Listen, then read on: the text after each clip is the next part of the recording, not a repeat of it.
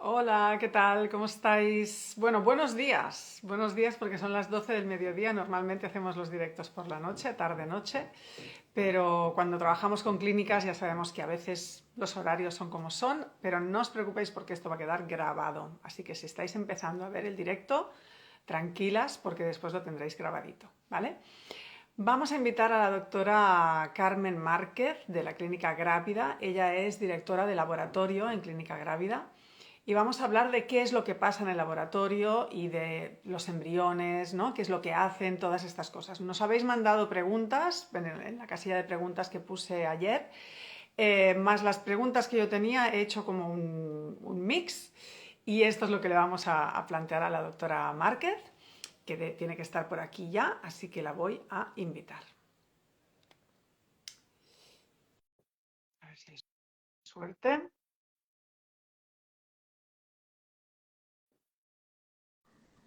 Hola, ¿qué Sí. tal? ¿Qué tal, Noemí? Qué rápido ha ido otra vez, porque últimamente estábamos sufriendo con los directos, así que parece que Instagram se ha puesto las pilas ya. Muy bien. Muy bien. ¿Qué tal, Carmen? Pues nada, muy bien de jueves Muy y empezando bien contigo y con toda la gente que nos esté pudiendo escuchar ahora. Y si no, pues luego ya nos verá más tarde. exacto, grabado. Pero ahora he puesto una story de una seguidora que me decía, te he descubierto hace poco y estoy viendo tus directos así uno detrás de otro. Así que a veces se los ponen el fin de semana, el domingo por la noche, se ponen allí a ver directos. Así que bueno, lo importante es que los vean y que tengan toda esta información que vosotros dais, porque la verdad es que nos ayuda muchísimo. Y a mí me encanta hacer estos directos con vosotros porque sois vosotros los que dais la información de calidad, así que genial. Muchas gracias, Carmen, por estar Nada, aquí. a vosotros, a vosotros. Es un Oye, placer. empezamos con la pregunta más básica de todas, ¿no? ¿Qué se hace en el laboratorio de una clínica de reproducción asistida? Bueno, nuestro trabajo se inicia en el momento de la punción, es decir, el día que extraemos los óvulos de la mujer para luego ser fecundados. A partir de ahí, cultivarlos en los incubadores y ir siguiéndolos día a día para seleccionar aquel embrión con mayor capacidad de implantación. No sé si me había preparado aquí una pizarrita, Sí, parece que dará luz aquí, sí, que sí. bueno, no sé si va bien o no, pero bueno, yo lo intentaré. En el laboratorio, nosotros, al igual que todos los que nos dedicamos a reproducción asistida, Ujú, lo que hacemos es llamar al día 1, sí, el día donde obtenemos los óvulos, y procesamos la muestra de semen. ujú, Este día sabemos cuántos óvulos tenemos, cómo es la muestra de semen, y un poco más tarde lo que hacemos es poner a fecundar óvulos con espermatozoides. ujú. Dependiendo de cómo sea la muestra de semen y de los gametos y de los óvulos también, y de los previos ciclos, si aquí ha tenido esta pareja o señora, podemos hacer la fecundación de dos formas: mediante la FIC convencional, es decir, poner óvulos y espermatozoides todos juntos, Y que y aquellos, pase lo que tenga que pasar, ¿no? exactamente, aquellos espermatozoides más hábiles serán, que son los mejores, serán los que fecunden a los óvulos. Si por alguna razón esta muestra de semen está más comprometida, bien sea porque tenga un número bajo, bien sea porque se mueven muy lentos, como le decimos, muy gandulillos, o porque no tienen formas muy normales, que tiene una teratozospermia, que es lo que llamamos, Ujú. muy alta, pasamos a hacer lo que denominamos el ICSI. Vale. El ICSI es la introducción del espermatozoide dentro del óvulo para cada uno de los óvulos, y cogemos uno de los espermatozoides. Vale. Nosotros siempre que podemos utilizamos la FIC convencional, porque bastante artificial es el proceso, como para que la tecnología la tenemos toda en el laboratorio, pero la utilizaremos aquella que sea necesaria. Vale. Porque siempre la naturaleza o los espermatozoides o los óvulos o el desarrollo va mejor en condiciones naturales porque es la más sabia que hay.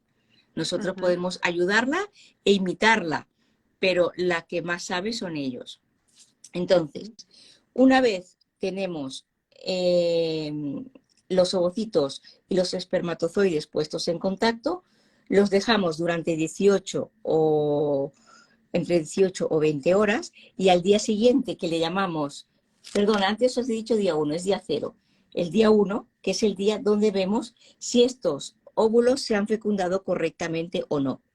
Y lo sabemos porque vemos en cada uno de los óvulos 2 estructuras a las cuales le llamamos pronúcleos. Estas estructuras, una procede del espermatozoide y otra del óvulo. A veces hay óvulos que fecundan mal, por ejemplo, vemos 3 y los tendríamos que eliminar, y a veces hay algunos que no fecundan, y a veces fecundan todos. Este día, normalmente, todas las clínicas lo que hacemos es llamar a la pareja o a la señora para decirles de todo lo que tenemos, cuántos han sido fecundados correctamente. Y son esos los que vamos siguiendo. Día 2 los ponemos en un medio apropiado para que vayan creciendo. En día 2, 24 horas más tarde de este proceso, lo normal es encontrar 4 células por embrión, entre 2. Cada día se multiplican, de 4, de 8. El día 3 entendemos que encontraremos el doble de células que teníamos el día anterior. El día 4 normalmente o tenemos más células o bien ya se comienzan a unir para dar lugar a lo que conocemos como mórula, que al día siguiente, en día 5 o día 6, darán lugar a lo que conocemos como blastocisto. En el blastocisto es un embrión igual que los anteriores, pero que en este caso está más diferenciado, lleva más días de cultivo y está más avanzado. Y ya podemos definir 2 tipos de células, las que van a dar lugar a la masa celular interna y esto al feto, y las otras células que van a dar lugar al trofoectodermo y a la placenta. Entonces, a partir de aquí, y ya voy a poneros otra foto, que es esta ya con los embriones. Aquí tenemos, no sé si se podría ver, pero el día 1, 2, 3, 4 y 5. Entonces nosotros comenzamos a clasificar los embriones en A, B, C y D. De aquí, de mórula hacia atrás, clasificamos los embriones A, B, C, D, siendo el A el de mejor calidad embrionaria que hemos considerado. A partir del blastocisto, como ya vemos, 2 partes, 2 estructuras, entonces le añadimos una letra a esta clasificación.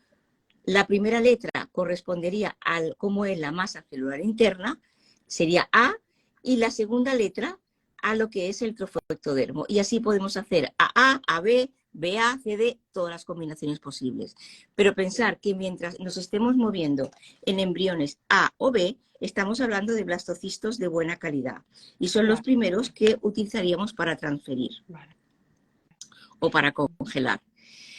Entonces, en el laboratorio lo que hacemos es un cuidado exhaustivo y seguimiento de todos los embriones durante cada día, para darle lo que ellos necesitan y para irlos siguiendo, y a la hora de elegir, porque el éxito está, entre otras muchas, porque es muy complejo el quedarse embarazada, aunque parezca gente que nos dice, yo la primera vez que lo intenté lo logré, pero realmente se tienen que dar una serie de situaciones, muchas y muy complejas, y que se tienen que dar en el momento adecuado.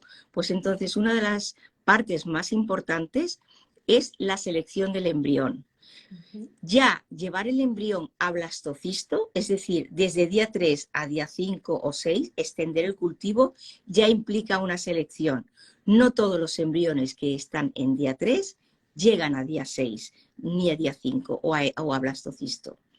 Por eso, en día 3 como media podemos tener que el 50% de los embriones son normales cromosómicamente, lo cual le llamamos euploides, y si analizamos los blastocistos, a lo mejor el 70% son normales, dependiendo de la edad materna fundamentalmente. Pero bueno, no es porque el cultivo embrionario lo mejore hasta día 5, sino que lo selecciona, nos quedamos con menos, porque muchas anomalías cromosómicas lo que hacen es detener el embrión antes de que llegue a blastocisto. Lo que decíamos de general, la naturaleza es sabia, ¿no? Digamos. exactamente. Vale, Luego vale. existen otras pruebas más invasivas, como puede ser el diagnóstico genético del embrión. El PGTA o DGP, ¿no? Exactamente. Que lo que hace es no, lo que de todas maneras lo que está estudiando el PGT, como bien dices, para aneuploidías, es el trofoectodermo, que nosotros extrapolamos los resultados que nos da el trofoectodermo con que son los que aparecerán en la masa celular interna. Vale. A veces hay concordancias, la mayoría de las veces hay concordancias y a veces no, porque tenemos como entre 8, 10, 5 células que son las que extraemos del trofo y que representaría todo el embrión.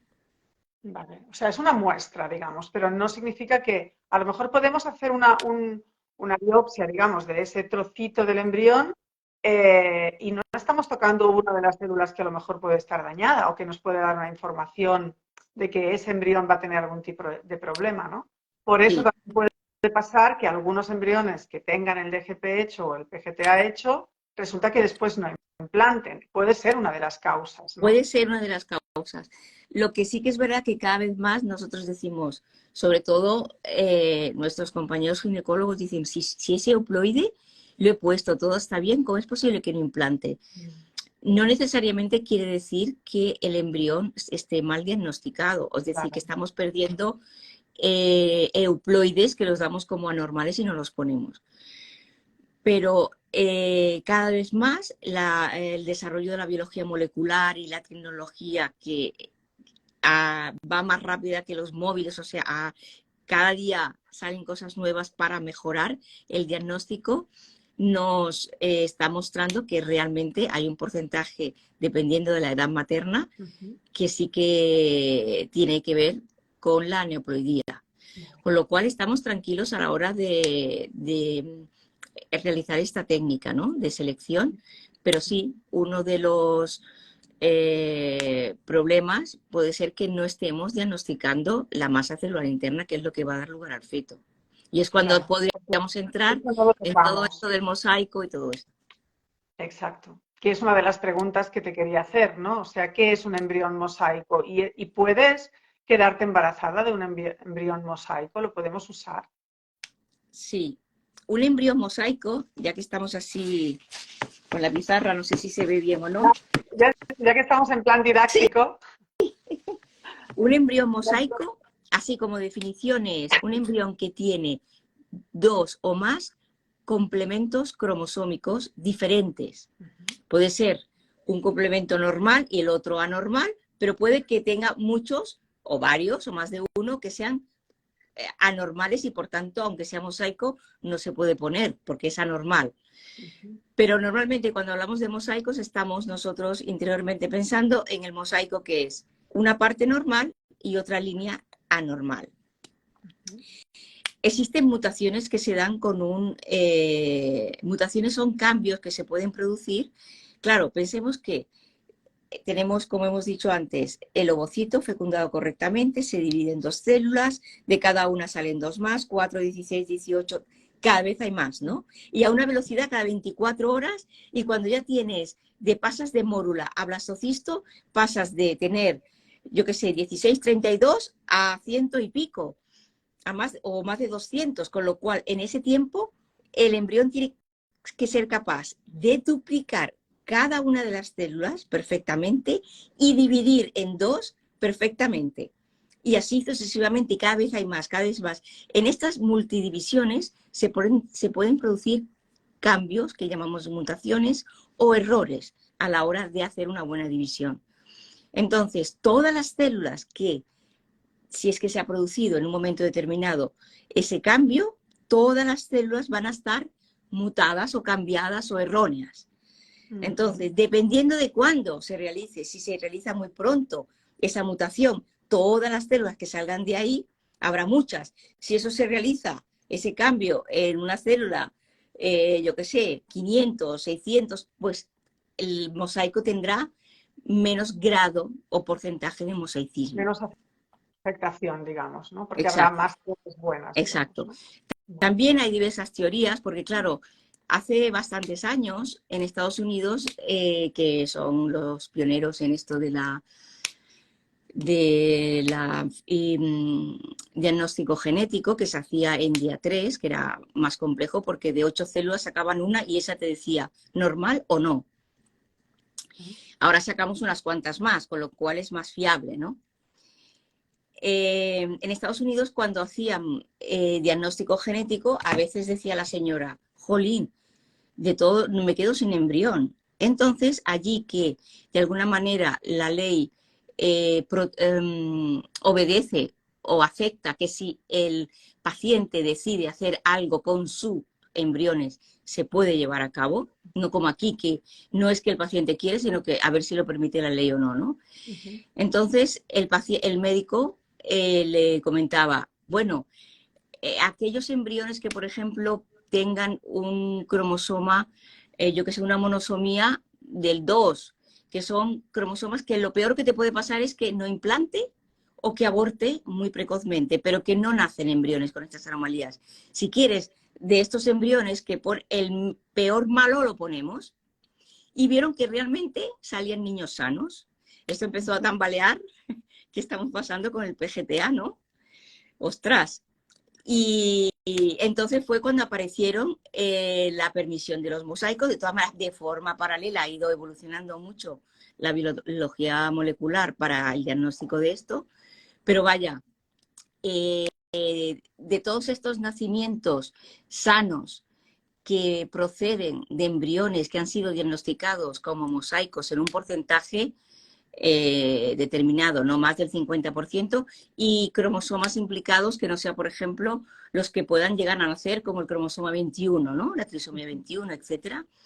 Se ha visto que nacen niños normales. Entonces dicen, bueno, y esto, y hay diferentes teorías, y bueno, puede ser que realmente aquellas células que se dividen, que tienen mutaciones anormales, puede que llegue un momento que se bloqueen y ya no continúen dividiéndose y queden ahí, por ejemplo, en el trofoectodermo o en la placenta, que al final no forma parte del embrión. Con lo cual no le afecta para nada al embrión y sale el niño sano, o no se sabe muy bien, pero existe una selección, es decir, tú eres malo, pues para allá, tú eres bueno aquí, ¿no? No se sabe muy bien, son teorías, pero realmente se transfieren mosaicos y salen niños normales, pero siempre bajo consejo genético, porque depende del tipo de mosaico, del cromosoma que está implicado, y que la pareja sepa qué riesgo puede tener, etcétera, y que altamente recomendable en el momento que te transfieres un mosaico de hacerle un diagnóstico prenatal, como la amniocentesis. No invasivo, no. Un análisis del feto, que eso se hace exclusivamente mediante la amniocentesis. Vale, porque el prenatal no invasivo, por ejemplo, lo que te está haciendo es lo mismo que nosotros. Son los del trofoectodermo, pero no del embrión. Vale, o sea, O sea, cuando se tengamos un recomienda embrión mosaico, altamente la amniocentesis. vale, tenemos un embrión mosaico. Si la afectación no es de más del 50%, entonces nos lo podemos pensar, valorarlo Y con el dependiendo de embriólogo, los con el cromosomas oncólogo. implicados en ese mosaicismo, Exacto, ¿no? dependiendo de los Y de un cromosomas. consejo genético que te tiene que dar un genetista. Exacto, vale, perfecto. Y después, si decidimos seguir para adelante y todo va bien, pues en el momento, creo que es en los 4 meses, hacer la amnio, ¿no? Sí, yo esto no lo domino mucho, pero me parece que antes de las 16 semanas. Creo que era entre las 12 y las 16 semanas, creo que es en el tercer, cuarto mes, en el cuarto mes creo, hacer la amnio. Vale, Para estar seguro, perfecto. para estar tranquilo. Sí. Aunque hoy en día con los ecógrafos tan buenos que hay y los buenos ecografistas, se sabe muchísimo y vas a la amniocentesis como bastante más tranquila Ah, de lo que te vas a encontrar. vale. Vale, vale. Yo tenía una pregunta por aquí apuntada, un poco el tema de que es una pregunta que me han hecho bastante, ¿no? ¿Transferir en día 3, en día 5 o en día 6? En día 3, casi casi, ahora la gente está transfiriendo en día 5, decimos, ¿no? Porque son blastos, los embriones tienen las características externas por lo que es su naturaleza en un ciclo natural, digamos, sin fecundación in vitro, ya las características del embrión tendría las características adecuadas para implantarse en el endometrio, ¿no? En día 5 o 6. Por lo tanto, es mejor hacerlo en día 5 o en día 6. Pero en día 3, yo siempre lo digo, que muchas chicas me han escrito y me decían, mi hijo ahora mismo está en el cole y era un embrión de día 3, ¿no? O sea, que también puede funcionar, ¿no? ¿De qué depende? ¿Cuándo decimos, no, no, mira, tienes estos embriones, yo te transfiero en día 3? Bueno, como hemos hablado un poco antes, no todos los embriones que están en día 3 llegan a blastocisto. Es decir, el llegar a blastocistos es un método de selección natural, sin hacer PGT ni otros métodos. Un embrión de buena calidad y normal da igual en día 3 que en día 5 o 6. Sí que es verdad que hay una mejor coordinación fisiológica entre un blasto y las condiciones del útero y la forma de que llegue ese momento, que es cuando normalmente es el blasto, baja por las trompas y es cuando está en día 5 o 6. Pero lo importante, así definitivo, ya no es tanto si lo transfieres en día 5 o 6, en día 3 o 5 o 6, sino de cómo es el embrión. Nosotros todo lo llevamos a blasto y por la propia selección, para ver realmente, porque embriones preciosos en día 3, al final les pasa algo y puede que no lleguen a día 5 o que no tengan una buena calidad. Entonces es una medida de elegir. Hay pacientes que nosotros en España, en Barcelona, somos referencia en pacientes que vienen del extranjero. Y a veces ellos vienen a hacer la punción, les cuesta quedarse en Barcelona más tiempo o lo que sea. Dicen, mira, yo en día 3, pues bueno, nosotros siempre aconsejamos día 5, pero a veces quieren, ¿no? Otras veces dices, oye, y encima solamente tengo un embrión. ¿Qué vas a seleccionar? Y encima yo me quiero transferir. Pues oye, yo me quiero transferir. Si me lo llevas a día 6 y no llega, ni siquiera le doy la oportunidad. Es verdad, dices, ¿tienes mejores tasas de implantación cuando transfieres en día 5? Ojo, estoy transfiriendo un embrión que sé de entrada que es mejor, porque ha llegado y que puedo elegir mejor. O sea que las tasas obviamente serán mejores. Pero ¿de verdad afecta tanto las condiciones del endometrio al embrión que llega en día 3 o día 5? Pues mira, es algo que no se puede saber porque o te lo pones o te lo quitas, no podemos estudiarlo, ¿no? Ahora te lo pongo y vemos qué pasa y te lo pongo en día 5 y vemos qué pasa. No se puede. Bueno, Entonces, pero sí que tenemos el tanto por ciento, ¿no?, de tasa de implantación si ponemos embriones súper buenos, de categoría A, ¿vale? Morfológicamente categoría A o B, y si ponemos embriones blastocistos de categoría AA, ¿no? ¿Cuál es la tasa de pero claro, implantación? está eso, que no sabemos cuanto más desarrollas al embrión, más se sabe de él. Entonces, si tenemos uno Mm. y te lo quieres poner, pues te lo puedes poner. Si tienes más de uno para elegir, es mejor siempre día 5. Y nosotros siempre, y por si acaso realmente la sincronización esta de útero blastocisto es mejor, pues ponlo en día 5. Luego ya hay todo un sinfín de pruebas, etcétera, como la receptividad endometrial, la ventana que tiene el endometrio. Entonces, claro, complicas muchísimo, ¿no? Pero si puedes, mejor en día 6 o en día 5, perdón, en blastocisto. Respecto a lo que me dices de día 5, día 6, mira, siempre hemos tenido mayor fe en aquellos que llegan en día 5, porque dice, bueno, llega cuando tiene que llegar. Publicaciones actualmente ya, incluso nosotros mismos, que tenemos que realmente hacer un estudio nuestro ya, de los que son embriones transferidos en día 5 o día 6, y ver qué tasa, si se difiere mucho la tasa. Pero la semana pasada y otros congresos que últimamente hemos estado muy recientemente, ya hay estudios que dicen que importa más la calidad del embrión que el día del embrión. O sea que un embrión día 6, AA, perfecto, expandido, que te gusta, al cual le llamamos bonito, pondríamos ese en lugar de un 5, de un día 5, que no tuviera tan buena calidad. Hay que hacer más estudios, pero incluso ahora en día 7 ya se empiezan a hacer estudios diciendo, bueno, pero es que los euploides que están en día 7, bueno, a lo mejor empiezan a decir implantan más, implantan menos. Bueno, igual sí que no es solamente la dotación cromosómica correcta, sino que hay otras cosas que también importan a la hora de implantar. Entonces, el tema día 7 está más controvertido.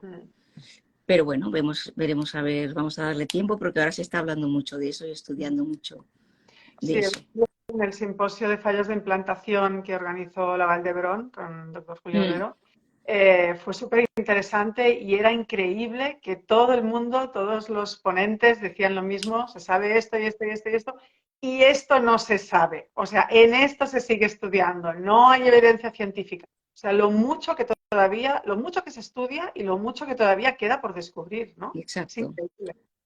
Por ejemplo, el tema de los óvulos. Nosotros podemos saber, en un espermatozoide se le pueden hacer 1000 pruebas, ¿no? Que si la fragmentación, que si la carga genética, que si no sé qué, pero en un óvulo se le pueden hacer pruebas. ¿Podemos saber si un óvulo es bueno o no antes de ser fecundado? Porque el PGTA o el DGP se le hace al embrión, no al óvulo. Bueno, el PGTA se inició con los óvulos. Ah, sí, ¿ves? Sí, se hacía, pero no tanto, o sea, para testar al óvulo, si era cromosómicamente normal o no, se testaba no al óvulo, pero sí al corpúsculo polar, que se supone que es la información opuesta que debe haber en el óvulo. Es decir, si al corpúsculo polar le sobraba un cromosoma, se supone que le faltaba al óvulo, por tanto, no era normal, ¿no? Entonces, lo que pasa es que, claro,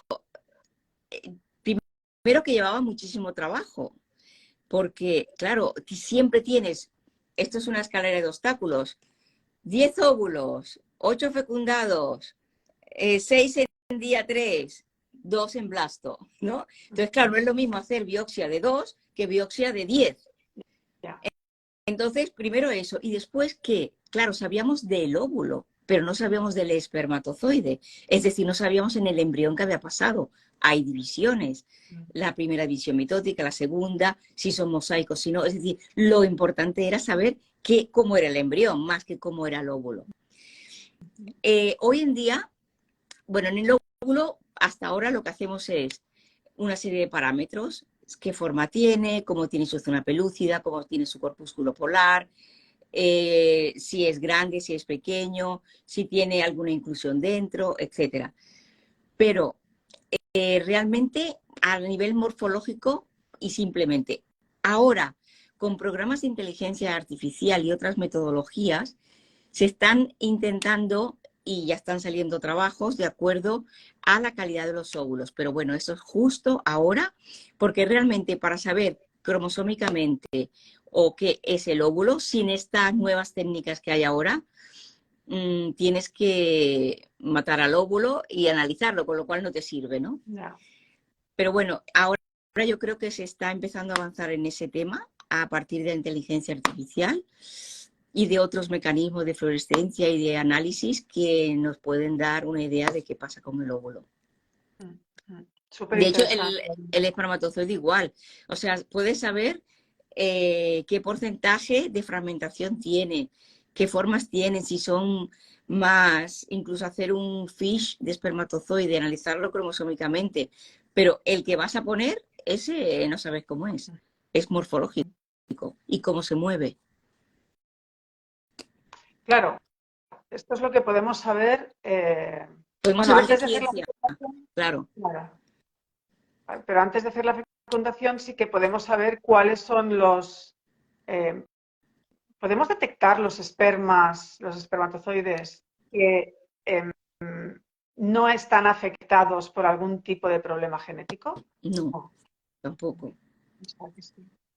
Lo único que ahora, por ejemplo, se ha visto las roturas de doble cadena, que es lo que le llamamos fragmentación de DNA de cadena doble, que han creado un dispositivo que pasas a través de ese dispositivo espermatozoides y en el otro, en un pozuelo los pones, pasan una serie de laberintos y los adquieres en el otro pozuelo y de ahí los coges para hacer el ICSI y se supone que reduce la fragmentación en un 50%, pero ni siquiera te lo reduce el 100%.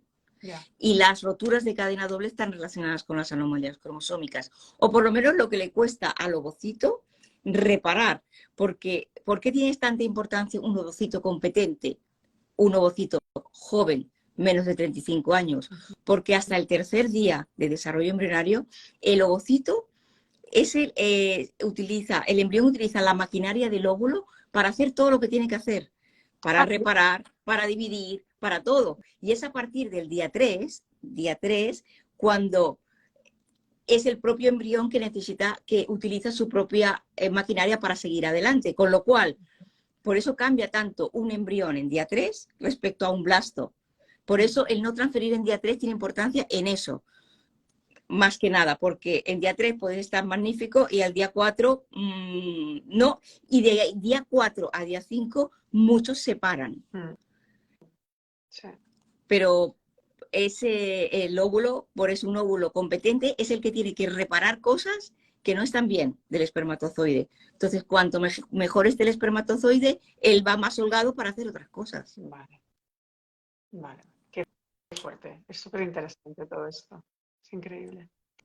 Oye, otra pregunta. ¿Qué es el assisted hatching? ¿Cuándo se hace? El assisted hatching es un agujero que hacemos en la zona pelúcida del embrión. El ovocito viene rodeado de una membrana que le llamamos zona pelúcida. Esa membrana se mantiene durante todo el desarrollo embrionario. Pero para que ese embrión euploide, guapísimo, AA, implante, tiene que salir de esa membrana. Como no logre salir de esa membrana, no se puede implantar en el endometrio o en el útero. Con lo cual, se ha visto que a veces hay zonas pelúcidas o muy gruesas, anormales, o que proceden de señoras que tienen una FSH más alta, de 10, de 12, de 14. Va un poco relacionado con la edad, lo de esto. O que sufren, por ejemplo, cuando hacemos un ICSI, tenemos que utilizar enzimas para quitar o degradar las células que lo rodean, porque si no, no podemos ver el ovocito y poderle introducir el espermatozoide en el sitio que debe ser, de forma adecuada. Estas sustancias endurecen la zona pelúcida. Los procesos de congelar y descongelar endurecen la zona pelúcida. Y para implantar, el embrión ha de salir de ahí. Si el embrión le cuesta romper, de forma natural el embrión va creciendo, y en blasto se tiene que expandir tanto que como se hace la zona más delgada, rompe. Pero a veces no rompe porque es muy gruesa o porque es más resistente. Entonces, ayudemos al embrión a hacerle clic, un agujerito a esa zona que no sirve para nada, es decir, la tiene que dejar atrás, no vaya a ser que por eso no implante. Pero se hace en casos determinados. Por ejemplo, nosotros lo hacemos en congelación descongelados, o sea, en embriones que han sido descongelados y no han sido hatcheados, es decir, no han empezado a eclosionar, a salir de ahí. Cuando vamos a hacer el diagnóstico genético, en la biopsia, por ejemplo, para que nos resulte más fácil. O bien cuando son señoras mayores de 35 años o que están acompañadas de una FSH más alta. Para cuando en casos normales no lo hacemos. O sea, no va bien hacerlo a todo el mundo. Es una técnica que puede ayudar a que el embrión se abra como se tiene que abrir para poderse agarrar al endometrio, ¿no? Para que rompa esa zona que le envuelve y se pueda agarrar y salir de ahí. Es como les ayudamos un poquito a romper la cáscara del huevo, digamos, ¿no? Exactamente. El pollito. Exactamente. Vale, perfecto. Una pregunta que te quiero hacer, porque esto me lo preguntó una seguidora hace tiempo y tengo la pregunta aquí y todavía no entiendo lo que le pasó a esta seguidora, a esta chica. Me dijo, no han podido fecundar los óvulos porque todos los óvulos que me han sacado se han activado antes de tiempo. Yo digo, ¿cómo se puede activar un óvulo? O sea, ¿qué es eso de que se active un óvulo? Y además todos sus óvulos se activaron y no los pudieron fecundar. ¿Eso puede pasar? ¿Qué pasa con esto? Realmente el óvulo tiene un timing. Es decir, lo esclavo en nuestro sector es eso, que vamos en función del timing de los ovocitos, de los embriones, etc. Y en el laboratorio más aún, ¿no? Entonces, de forma correcta, nosotros no ovulamos, nosotros nacemos con una serie de óvulos que se quedan parados en un estadio que se llama profase. Ahí la cromatina está compactada y como más protegida de agentes externos, está ahí. Una vez nos llega la primera regla y de ahí en adelante ponemos a madurar una serie de óvulos inmaduros que tenemos y que estaban detenidos en esa fase. Entonces, repíteme tu pregunta, ¿cuál era? Que me he perdido ahora. Porque los óvulos que se activan antes de ser a lo que iba. Entonces, estos ovocitos, durante toda esa preparación, desde que te viene la regla hasta que ovulas, ellos están haciendo cosas, pasan de llamarse vesícula germinal, un estadio muy inmaduro, pasan a metafase 1 y tienen que pasar a metafase 2. Y ahí se esperan hasta que venga el espermatozoide y sigue la división del ovocito. Entonces, ellos ahí van haciendo cosas, porque como hemos visto, son muy importantes que todo esté a punto para cuando llegue el espermatozoide y hacer las divisiones correctamente. Entonces, si el ovocito, por alguna razón, tiene alguna carencia o la estimulación no está, porque claro, el ovocito tiene una asincronía, no todos miden 11, 12, 13 y van todos sincrónicos. Unos son más grandes, otros son más pequeños, en una estimulación exógena que nosotros hacemos. En la natural, normalmente uno es el que sale y los demás se atresan. Nosotros intentamos que no todos, pero que muchos de los que van a madurar, maduren. Y esa maduración es asincrónica. A veces son factores intrínsecos de la mujer, pero si puede que haya ovocitos que maduren bien o si están tan desequilibrados en la maduración, puede que esperando a unos, los otros se pasen, los otros no lleguen, y estos que se pasan, esto sería una forma que a mí se me ocurre de contestarte, ¿no? Puede que ya hayan dicho, bueno, ya no voy a ser fecundado y empiezan a descomponer su maquinaria para seguir el proceso de la fecundación, o bien que ellos dicen, me tengo que seguir y duplicar, dice clic, ahora es cuando toca, y empiezan a dividirse ellos como si hubiera entrado el espermatozoide, pero no es así. Y entonces se van duplicando, y entonces vemos ovocitos, podemos, más que ovocitos, en el momento de la punción folicular, extraemos esos óvulos rodeados de sus células del cúmulo ya en 2 células. Es un ovocito que se ha dividido, por ejemplo. O 2 o 3 o 4. Son ovocitos que le llamamos partenogenéticos. Que todos se hayan dividido, no sé, no me he encontrado afortunadamente nunca en ese caso, pero desde luego que se han activado por algún factor. Y claro, no son válidos. A una paciente que le pasa eso una vez, ¿cómo se puede evitar que en otro ciclo pase? Quizás sacando los ovocitos antes que la otra vez, por si acaso esta paciente, no sé, Quizás hacer ovula o... no lo sé porque esto es un tema más del ginecólogo, pero yo creo que hacer realmente exhaustivamente un seguimiento en la preparación para la estimulación y a lo mejor cambiando las hormonas que se dan o bien pautándolo diferente, con diferentes dosis, pautándolo, haciendo otro protocolo de estimulación. ¿Eh? Se tendría que ver cada caso, pero cada caso y a si lo mejor pasa cambiar esto, un poco el protocolo de estimulación igual, porque realmente es muy importante cómo se hace ahí la maduración, que pasan de ser inmaduros a maduros. Eso hay que hacerlo muy correctamente y que el ovocito madure bien para que tenga buenos resultados. vale, vale, vale. Bueno, sería cuestión de ver cada caso en particular, ¿no? No es algo que ocurra muy a menudo, pero si ocurre, pues Sobre ver todo que todos exactamente. estén así, pues no sé. Sí. O a veces, porque claro, a veces incluso no están en dos células, pero se le ven como si fueran pronúcleos, ¿no? Eso es un grado de activación. A veces mecánicamente también ellos se activan si los eres un poco brusco a la hora de... Hay muchos factores.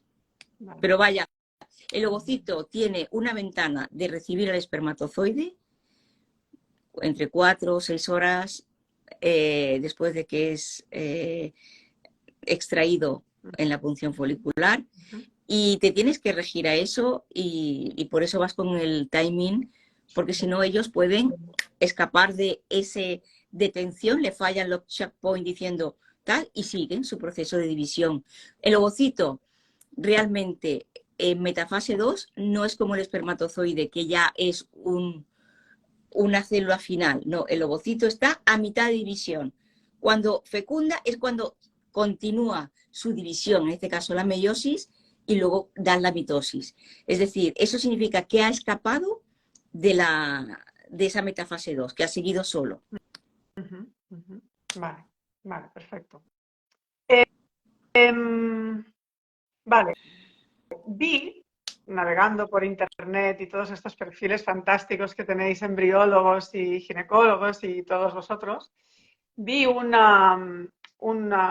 reel de, esto era en América, ¿vale? Un test, un PGTA, ¿vale? Que no era invasivo, que se tomaba la muestra del cultivo donde estaban los embriones. ¿Esto aquí también existe o no? Sí, aquí también existe este tipo de test. En este caso, actualmente, hasta donde está desarrollada la técnica, tiene un poco o sea, tiene unas ventajas y hay un poco de inconvenientes, en el sentido de que el embrión va sacando hacia afuera material genético también en esas divisiones, ¿no? Pero donde más, o por lo menos donde ha sido capaz hasta ahora la tecnología de detectarlo, es entre día 5 y día 6 de cultivo. Entonces, el embrión, para obtener buenos resultados de este diagnóstico genético no invasivo, que es eso, no tienes que agredir al blasto, sino al medio de cultivo, necesitas cultivar el embrión como mínimo hasta día 6.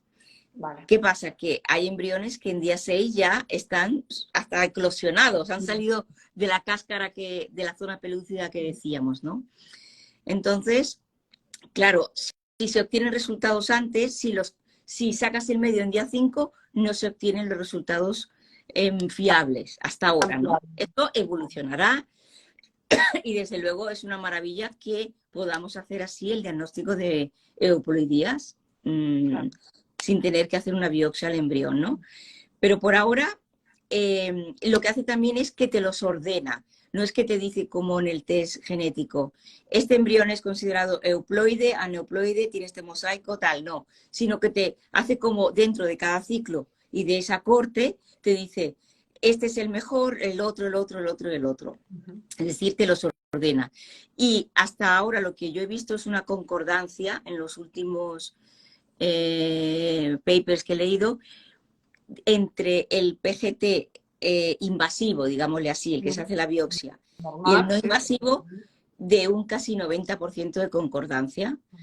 Pero claro, no es que te diga este lo pones y este no lo pones porque está mal, sino que te los ordena.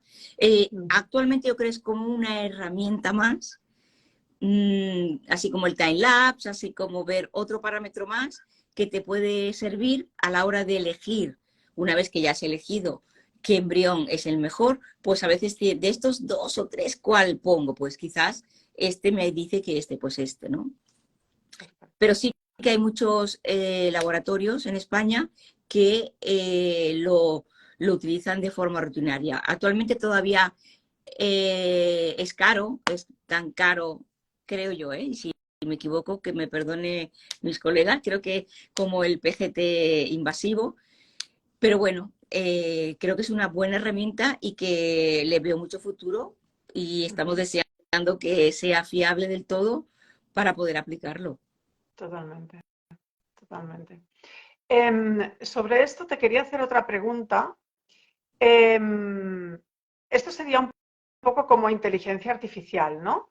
Es como te lo pone la máquina, digamos, ¿no? Ay, ahora se ha quedado parada. ¿Me escuchas, Carmen? Se ha quedado parada, Carmen. Se nos ha quedado congelada, como un embrión. Ay, por favor. Carmen, que te he perdido. ¿Qué pasó? Chan, chan, chan, chan. A ver si la recuperamos. Oh, se fue Carmen. La voy a invitar otra vez porque yo sigo aquí. A ver. Estaba súper interesante el directazo. Y me quedan solo un par de preguntas, solo, ¿eh? Y ya he terminado. A ver si lo consigo rescatar. No, se ha ido. Ha salido el perfil.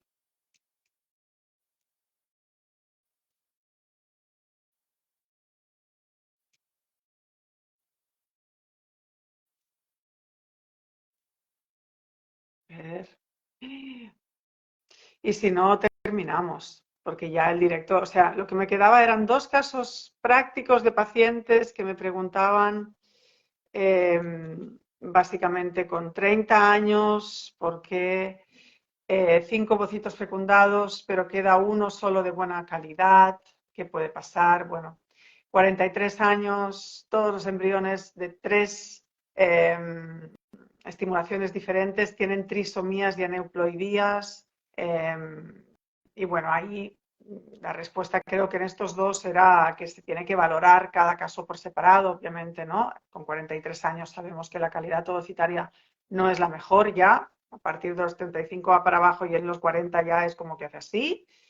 En 30 años, pues bueno, también creo que aquí, hola Noemi, ya está aquí, grávida, ya la veo, a ver si te puedes sumar. Ay, no sé por qué, pero no me sales para invitarte.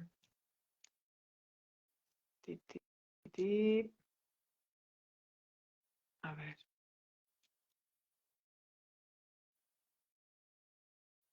No me sales para invitarte, Carmen. No me sale el perfil de grávida. Te veo aquí en los comentarios, pero no me sale para invitarte.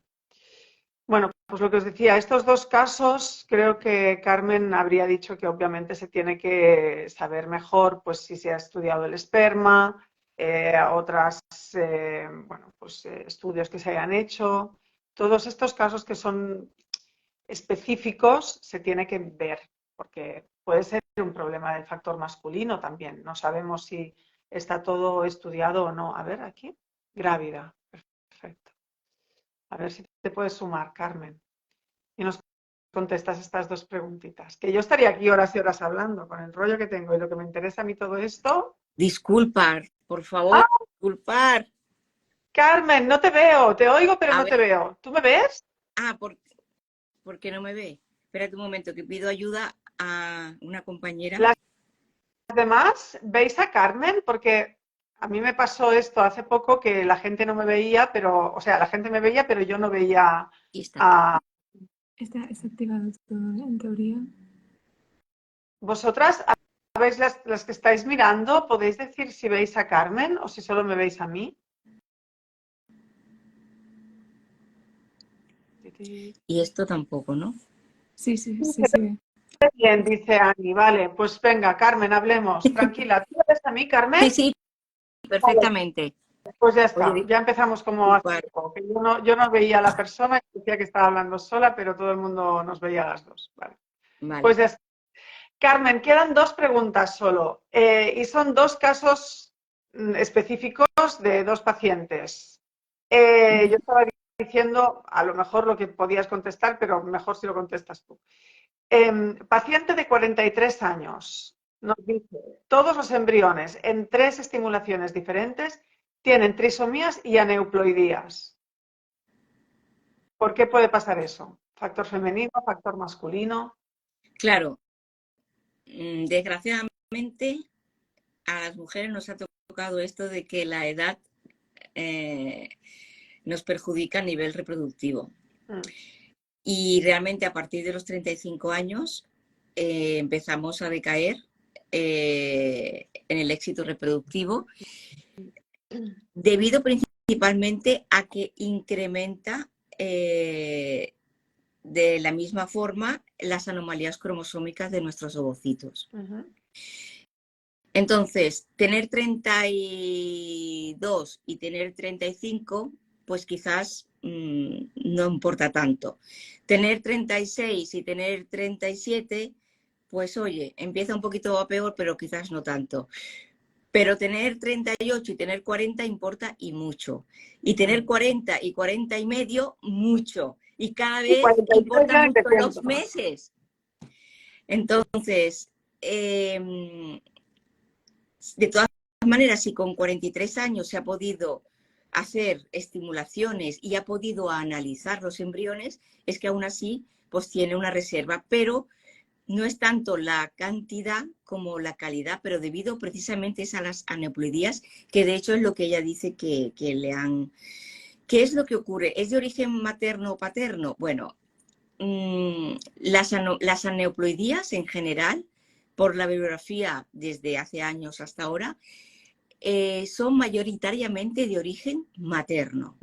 Por eso tan importante empezar a pensar en tener hijos antes de los 35 años y si no, hacia los 30 para darnos un poquito de margen, ¿no? Decir, hoy no me quedo, no sé qué, y no nos ponemos nerviosas. En caso de que no nos quedemos al principio, ¿no? Entonces, a partir de los... Hay ya un problema allí de base, ¿no? Con la calidad ovocitaria, en este caso por los Claro, 43 años, ¿no? no vamos a quitar que se ha visto que el 10% de los aneuploidías pueden ser de origen paterno, pero muy poquito, 90 respecto a 10. Y ellos están más implicados cuando hacemos el diagnóstico genético. Hay unas anomalías que se llaman, ¿cómo se llaman? Parciales, aneuploidías parciales, quiere decir que afectan a trozos de cromosomas y no enteros. Parece ser que... ¿Puede ser la aneuploidía segmental? Que hay una Exactamente, seguidora que lo estaba exactamente, preguntando ahora por aquí. exactamente. Estas son las que proceden más, parece ser, que ser de origen paterno. Y también Masculino. anomalías estructurales que afectan a la estructura de los cromosomas. Pero las aneuploidías normalmente van más como consecuencia del ovocito. Vale, perfecto. Y después tenemos otra paciente de 30 años, esta vez, que dice, de 5 ovocitos fecundados, solo queda uno de buena calidad. Ahí también creo que tendríamos que ver el factor masculino, ¿no? Porque 30 años puede haber Lo que problemas pasa es que, de calidad ovocitaria, pero... vale, yo no sé qué estimulación ni cuántos tuvo, pero realmente 5 ovocitos de 30 años, no es que sean pocos, pero tampoco son 9, ¿no? Ya. Que ya son pocos. Igual ella ya tiene un poco de baja reserva ovárica o pasa algo, ¿no? Porque no son tantos. Ni tampoco son pocos, pero no son tantos para tener 30 años. Con 30 Entonces, años la reserva debería ser mayor, por lo tanto el resultado de la estimulación debería ser también mayor, más óvulos producidos. Quizás a lo mejor si esta paciente tiene algo de endometriosis, por ejemplo, pues le ha disminuido la cantidad y también la calidad, de ahí también podría venir, ¿no? bueno, Con tantas cosas que pueden ser, ¿no? sí, eso desde luego, pero también es verdad que, y a veces puede haber factores mixtos. Claro. Habría que ver qué tipo de seminograma tiene a nivel Por masculino. más básico, ¿no? Si Claro. ha sido por ICSIS y qué ha sido, ¿no? Y también si tiene fragmentación de DNA, etcétera. Si es una persona fumadora, todos estos factores influyen en ambos miembros, ¿eh? Sí. Pero sí puede que algo esté pasando. Claro. A veces es una cohorte también, ¿no? Pero sí, tampoco son muchos ovocitos fecundados. No, o sea, 5 ovocitos fecundados, bueno. También depende de la estimulación. Si ha sido una estimulación súper suave, pues claro, igual ya es lo que correspondía, ¿no? Y estamos aquí elucubrando cosas que no son. Sí. Es que es eso. Casos de pacientes se tendría que ver todo el historial y todo lo que se ha hecho en esa fecundación, lo que se llevaba hecho antes, ¿no? No hay una respuesta clara. O sea, pueden ser factor femenino, factor masculino. Sabemos el tema de la edad con los 43 años que la calidad ovocitaria cae en picado, ya así en barrena, como los aviones. En De los 30 años no 40, tanto, pero no sería tan optimista. A partir de los 40 ya cae bastante.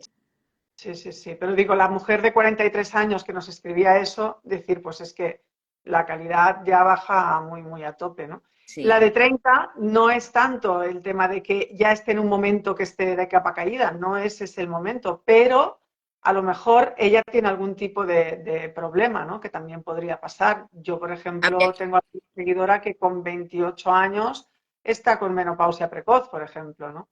O sea, claro, sí. todo. Que necesitaríamos saber un poco más de su historial clínico. Claro, eso es complicado. Oye, Carmen, pues menudo directazo. Nos has hecho Sí, de profe. gracias. Siempre se aprende igualmente, ¿eh? No te creas. Me ha gustado muchísimo. Además, creo que va a ser un directo que lo van a ver muchas veces porque hay muchas cosas para tomar nota. Además, el tema de los dibujos y tal, pues también está bien porque nos ayuda, ¿no? A ver exactamente qué es lo que se hace y tener como un esquema. A mí me funcionan muy bien las cosas visuales. Incluso cuando estudiaba me hacía historias porque así se me quedaba más. Qué Así bien, me que, alegro mucho. sí, genial. Muchas gracias, Carmen. Te dejo seguir trabajando, haciendo magia en el laboratorio Muy y bien, pues nada. que vaya todo súper bien. Muchísimas gracias a ti, Noemí, ha sido un placer. Igualmente, para todas. Un besito. Adiós. Adiós a todos. Chao. Chao. Chao.